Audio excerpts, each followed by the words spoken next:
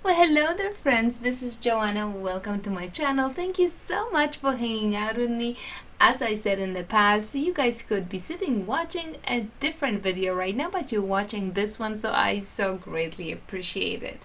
Now today's pendant has been inspired by a pendant I have seen on Flickr, and I was so in awe with it that I kind of had to put some of my tools to work and create something similar. But before I do that, let me show you what I did last week, since I didn't post a video.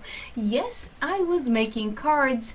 As many of you guys know, I'm an avid card maker. I make cards all the time, and actually transitioned from cards to jewelry making was pretty easy for me because I was using stencils from my cards and mica powders, die cuts, stamps. You can use a lot of stuff from card making in jewelry making, so the transition really was easy for me.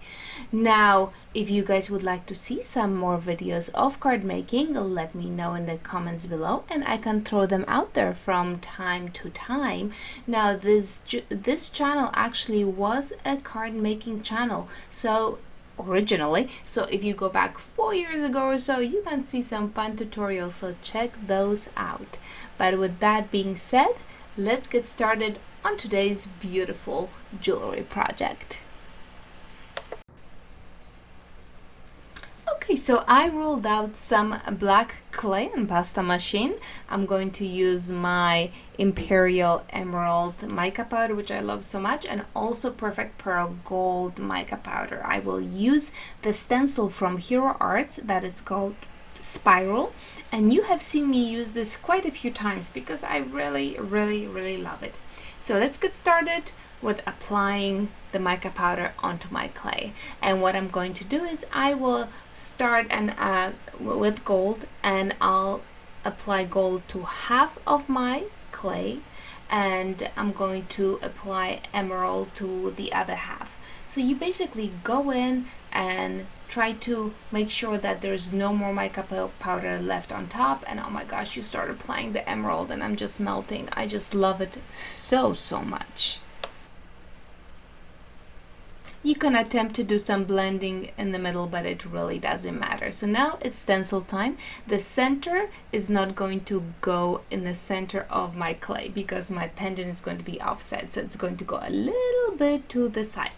Now I'm going to grab some Versamark. Now the Versamark is in kind of a gooey ink pad, and I'm going to apply that to top. And the reason I'm doing that is because there's already mica on the clay, so if I'm going to be applying another layer of mica, it's just not going to want to stick very well. Versamark is just going to help it attach itself. So if there's any other idea that you guys have, let me know. So now I'm going to do the reverse. Where there is gold, I'm going to take my emerald and I'm going to apply emerald mica powder to it, and where there is emerald, I'm going to go in with my gold mica powder. But this was really the only way that I could have this really nice coverage using the Versamark, because it just made it a little bit stickier. But once you apply the mica powder to it, really the stickiness goes away, so there is no more sticky after that. So just make sure that you get rid of any excess of mica powder, so when you lift it just like that, that nothing is gonna go in between the lines. And look how beautiful it looks. It looks so beautiful in real life. I cannot even tell you guys. So now, like I said, my pendant is going to be a little bit offset, so the center is going to be a little bit to the side. So that's exactly how I cut my circle. And now I'm going to grab a smaller circle and I'm going to cut out that little center. That's going to go out as well. Now that little piece is so pretty. You could probably use it for another little pendant. I wasn't able to take it out without destroying it, but I'm sure that you guys could totally do that. Now the next step is going to be grabbing bottom of a soda can. Yes, this is just the bottom of soda can, and I'm going to place my pendant on top of it. Basically, I want to bake it in that oval shape so that I'm going to end up with a hollow pendant if I'm going to put the bottom to it. So you just gently place it at the bottom of the soda can, and kind of, you know, this is not baked yet, so the mica powder can shift a little bit, so just be very gentle with it. It's stuck to the pendant, but don't go crazy. Just make sure that all the sides are touching the bottom of the soda can, so it's going to bake in that shape. So here you have it. It is ready for the oven. And now it is out, and you can see that it has that really, it doesn't touch the bottom of my work surface, so I have this little hollow area, and I am loving it. Now, remember, you've seen me use the nail art before, and that's exactly what I'm going to use today. So I rolled out another piece of clay on the pasta machine, and I'm just going to place my baked piece on top of it. Now I'm not doing any squeezing, I'm just placing it. It's almost like I'm gonna figure out where everything is gonna go. Now I'm going to use some of the nail art pieces, and I'm going to place them in the middle, and the ones that I'm using are little circles, and there's going to be a half circle, there's going to be a thin circle, a thick circle, but you can put any kind of metal pieces that you have. You can even disassemble an old necklace that you are now using, and you see some interesting pieces that could go in there. That would be nice too. So basically I go in and I'm placing all those little metal pieces in a random order, and yes, I know there are going to be some pieces that are going to go on top of the other pieces, and they will not be attached during baking process, and I'm going to show you how I'm going to fix that problem in just 1 second. I think maybe using other shapes would be also fun, or maybe even different stones. I mean, wherever your imagination is going to take you. So I'm trying to squeeze it, just push it a little bit into the bottom, but I still know that the ones that are overlapping are not going to be completely attached, but I'm just going to bake it with them just laying on top, and then I'll fix it. So now you can probably use the cutter to cut out the bottom, or you can do what I'm doing, and I'm just using X-Acto knife. I just had it handy and just decided that that's what I'm going to do right now. Now it is always easier to fix any ends right now, so if you have a tool that you can do it, just go for it.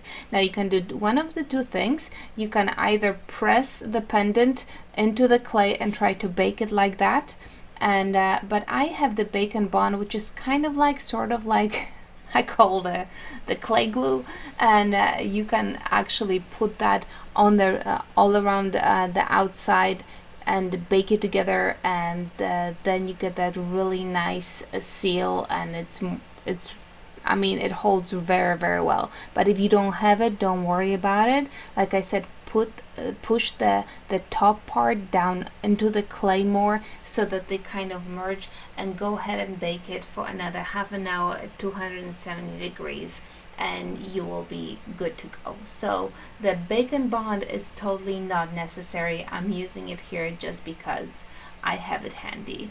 And at this point, the pendant is ready to be thrown in the oven, and I'm gonna show you guys in just 1 second how it looks when it comes out.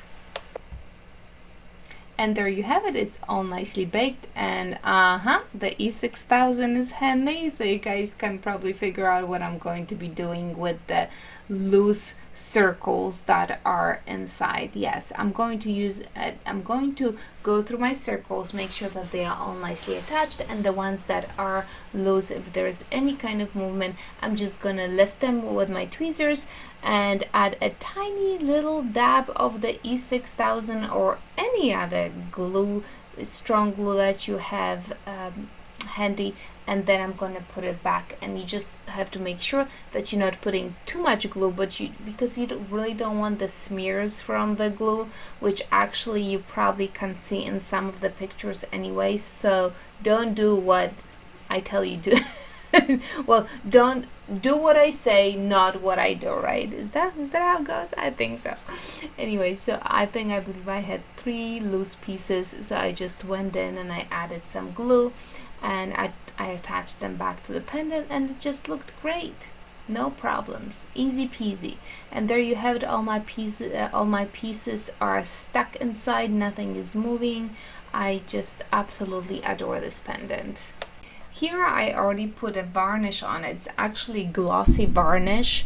I didn't put resin because how oval it is, but there's something else that I want to add to the inside of the inner circle, and basically I'm going to use my Perfect Pearl Gold mica powder and a tiny teeny bit of water, and I'm going to paint the inside of the circle. And yes, if you have never done so, you can totally paint with mica powders. You can see some of the cards that I have created, and I was painting them or coloring with mica powders, and it's really spectacular. So there you have it. You have the inside painted, and I think just it adds such a nice little touch. It's almost nothing, but it's something. I love it. I absolutely love it.